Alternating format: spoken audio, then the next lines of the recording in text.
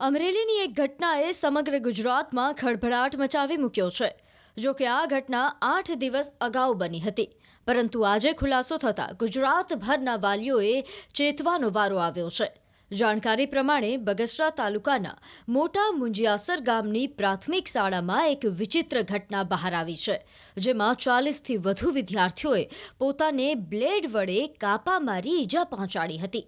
આ ઘટના બાબતે વાલીઓને યોગ્ય જવાબ ન મળતા ગ્રામ પંચાયત દ્વારા પોલીસને ફરિયાદ કરાઈ હતી। ઘટનાને લઈને રાજ્ય શિક્ષણ મંત્રી પ્રફુલ્લ પાનસેરિયાએ ચોંકાવનારો ખુલાસો કરતા જણાવ્યું હતું કે આ કૃત્ય ગેમ જોઈને બાળકો દ્વારા કરવામાં આવ્યું હોવું જોઈએ। તો ન્યૂઝ 18 ગુજરાતી સાથે વાતચીત કરતા મુંજિયાસરના સરપંચે જણાવ્યું હતું કે અમને 2 દિવસ પહેલા ઘટનાની જાણ થઈ હતી। આ ઘટના મામલે કાયદેસરની કાર્યવાહી થવી જોઈએ। મહત્વનું છે કે ધોરણ 5 થી 7ના 40 વિદ્યાર્થીઓએ હાથ પગ પર કાપા માર્યા હતા। સ્કૂલની અંદર બાળકોએ હાથના પગના શરીરના ભાગમાં બ્લેડ વડે કાપા મારેલા છે, બરાબર। એની અમને જાણ થતાં અમે શિક્ષકોને કીધું કે ભાઈ આ બનાવ શું છે ખરેખર, બરાબર। એટલે એણે વાલી મિટિંગનું આયોજન કરેલું કે ભાઈ આ જે કાંઈ બનાવ બન્યો હોય એની તમામ જવાબદારી વાલીની રહે, અમારી જવાબદારી ન હોય। હવે તમે શું કરશો આગળ કાર્યવાહી? અમે તો અમારી રીતે શિક્ષણ અધિકારીને ફરિયાદ રજૂઆત કરી દીધી છે, બરાબર। ફરિયાદ કરી આગળના પગલાં શિક્ષણ અધિકારી અને સાહેબશ્રીએ જે કાંઈ પગલાં લે તે। આ બાબતે વિદ્યાર્થીઓને વાલી દ્વારા પૂછપરછ કરવામાં આવતા બાળકોએ જવાબ આપવાનું ટાળ્યું હતું, જેથી માતા પિતાને સંતોષકારક જવાબ ન મળતા તેઓ શાળાએ પહોંચ્યા હતા, જ્યાં પણ પ્રશ્નનું નિવારણ ન થતાં ગ્રામ પંચાયત દ્વારા આ બાબતે પોલીસને અરજી આપી તપાસની માંગણી કરી છે। આ ઘટનામાં વિદ્યાર્થીઓએ જાતે જ ઈજા પહોંચાડી છે કે અન્ય કોઈ વ્યક્તિ દ્વારા આવું કરવામાં આવેલ છે તેની તપાસ કરવા માંગણી કરેલ છે।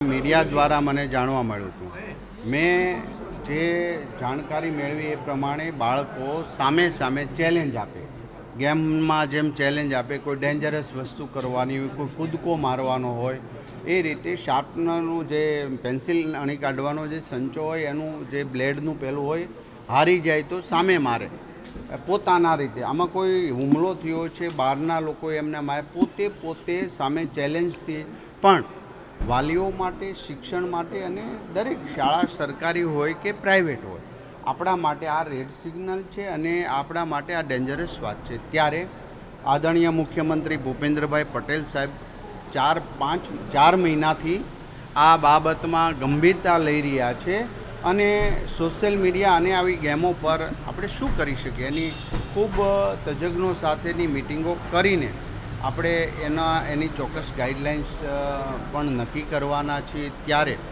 આપણે સૌ સાથે મળીને બાળકના કુમળા માનસ પર જ્યારે આવી ડેન્જરસ, આવી ક્રૂરતાની પોતાના શરીર ઉપર જ્યારે પેલું કરતા હોય નાના બાળકો, તો એ શું કહેવાય, એક હિંસાત્મક વાત છે।